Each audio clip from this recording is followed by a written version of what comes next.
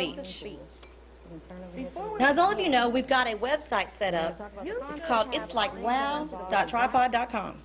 You should be going to the website at least once a week so that you can see what the topic's going to be for the following week and so that you can get your homework. I also provide lots of other items there for you just to aid in your learning in this classroom.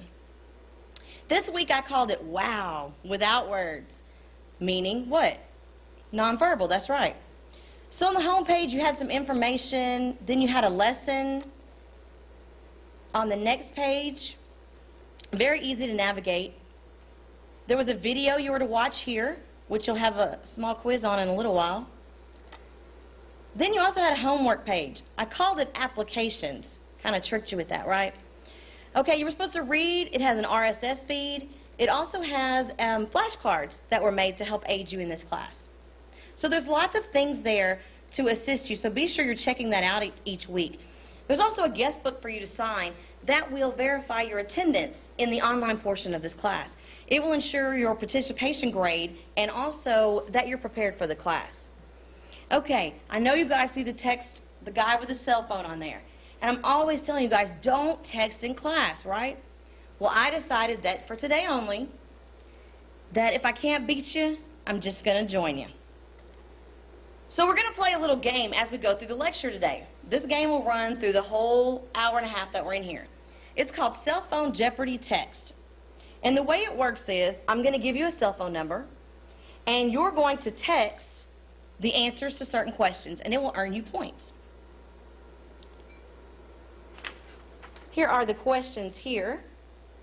The first one says, over blank percent of communication is nonverbal. So if you knew that answer, you would simply, what?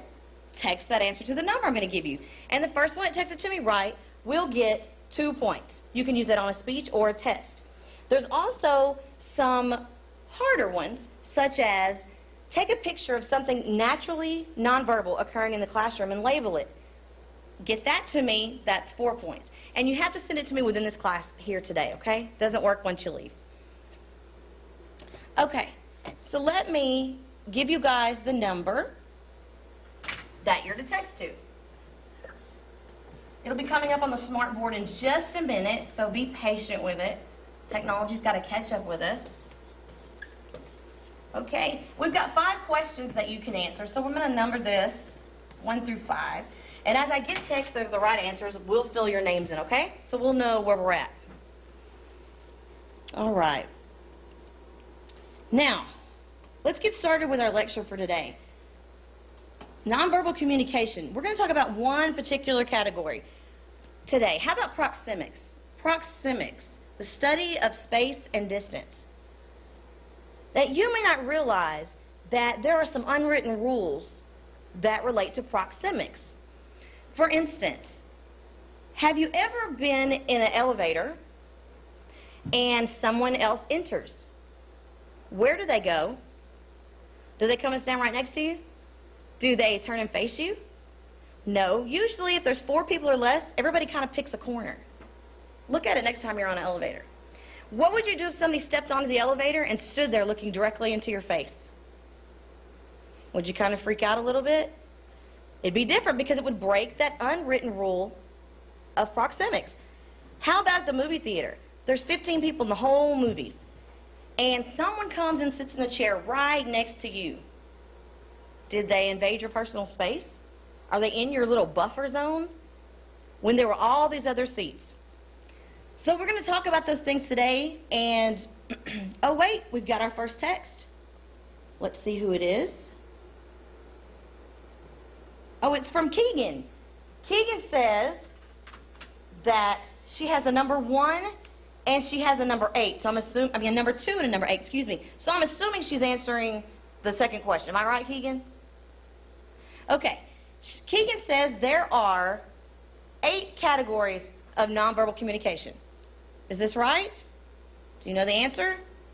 She's right. Good job, Keegan.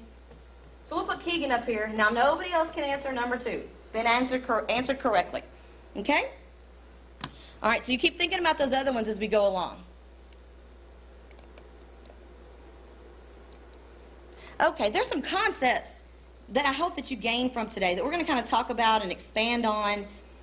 We're going to talk about density and crowding, the factors that influence it, the difference in cultures that influence the crowding and the unwritten rules, and also the effects on a person in a high-density environment. For instance, if you look at the PowerPoint, would you rather live in the beach scene, or would you rather live in the high-rise with 5,000 other people? Something to think about.